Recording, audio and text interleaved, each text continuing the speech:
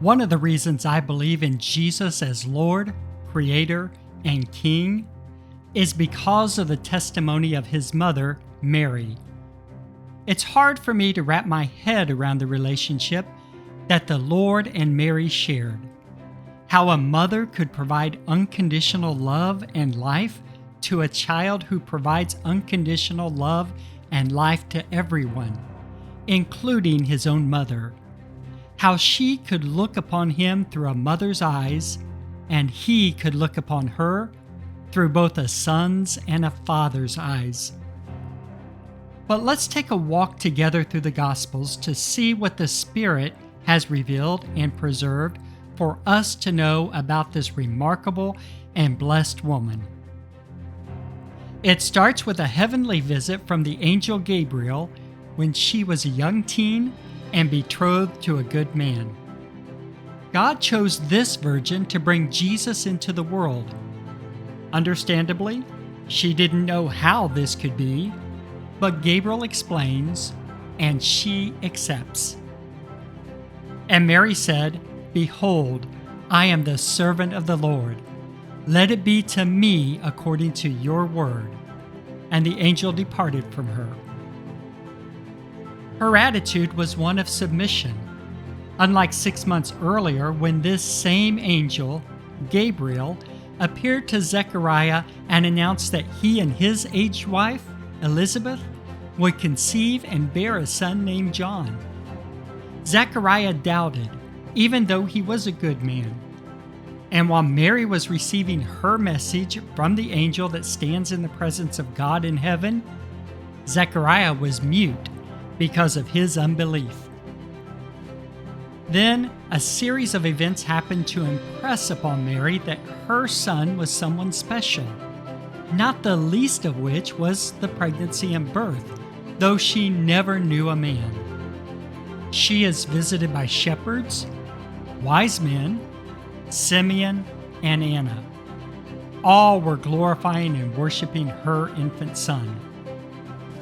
But Mary treasured up these things, pondering them in her heart. And how can we forget the instance when Jesus was 12 years old? He stayed behind in Jerusalem during a family trip and impressed the most learned among the experts of the law. As any mother would, Mary panicked, realizing she had lost God's son, who was entrusted to her. And when she made the trip back and found him, his response was that she should have known he'd be about his father's business. She didn't quite understand, but Luke tells us that Mary treasured all these things up in her heart.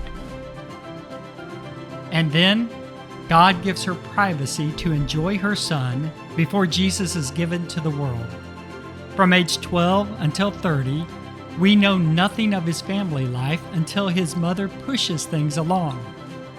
By now, Jesus had been baptized and is preparing for his work. But at a wedding feast in Cana, they run out of wine, and Mary tells Jesus. And Jesus says to her, "Woman, what does this have to do with me? My hour has not yet come." Don't you love this? Jesus, God's Son, the creator of everything and the judge of all, says, "It is not my time." But nevertheless, the King of Kings submits to his mother's request. Only Mary, his mother, had this influence over the promised Messiah. This speaks volumes to the relationship that these two shared. And for 3 years, she sees her son become greater, witnesses his power, and hears his proclamations about who he is. And yet, I wonder if the words of Simeon haunted her when Jesus had been taken up into his arms as an infant, when he said, "And a sword will pierce through your own soul, so that thoughts from many hearts may be revealed." And this is the testimony of Mary that convinces me her son was who he claimed to be. As a mother, she was heartbroken as she witnessed her oldest son scourged and crucified. Yet she never once said that he wasn't who he claimed to be in an attempt to save his life. She never once said that he was mistaken or denied him to save his life. Mary remained silent, knowing who her son was and that he was suffering and dying because he was exactly who he claimed to be. I believe in Jesus as the Messiah, in part because his mother loved him, provided for him, remained with him, learned from him, and when the time came, let him go because she knew who he was. She remained silent, never once doing anything that could possibly save him by denying him. And when he rose from the dead, she was right there with the rest of the believers. All these, with one accord, were devoting themselves to prayer, together with the women and Mary, the mother of Jesus, and his brothers.